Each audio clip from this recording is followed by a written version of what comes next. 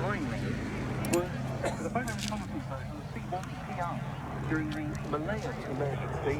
But what Andy was really getting at there was the use of Berlin corridor reconnaissance missions. Indeed, technically in service with number 60 Squadron. Oh yeah, is anyone any? Wildenrath in Germany. Yeah, we've got some engineering in the team. In order to obtain valuable intelligence on Soviet surface-to-air guided weapons.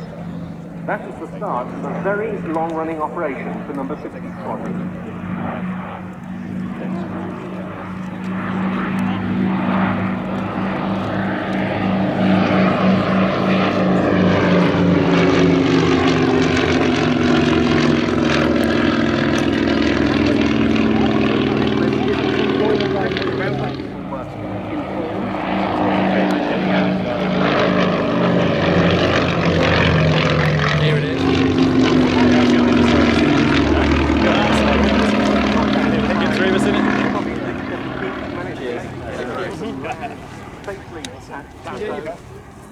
Have you got a photo? Yes, it's good for all you guys.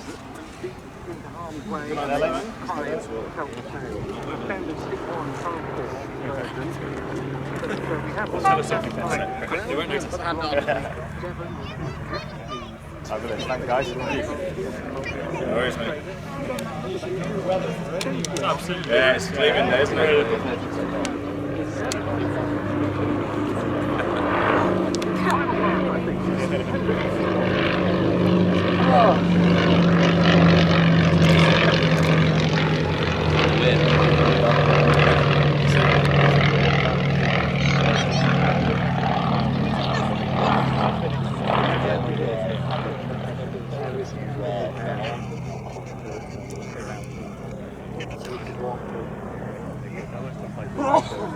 Circuit to land. A bit more interesting, get my hands on. Especially because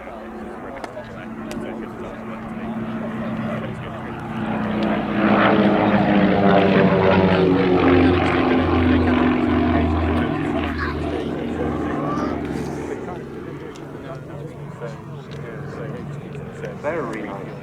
I don't think he will have gone past.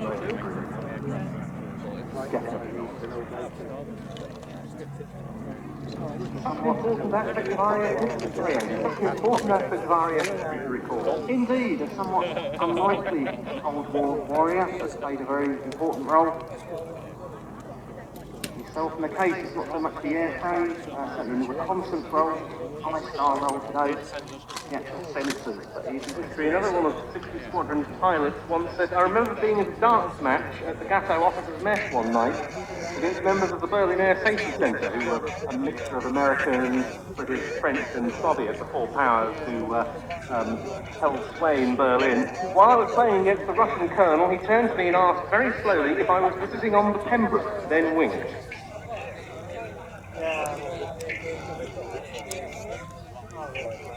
But now, for a big change of pace.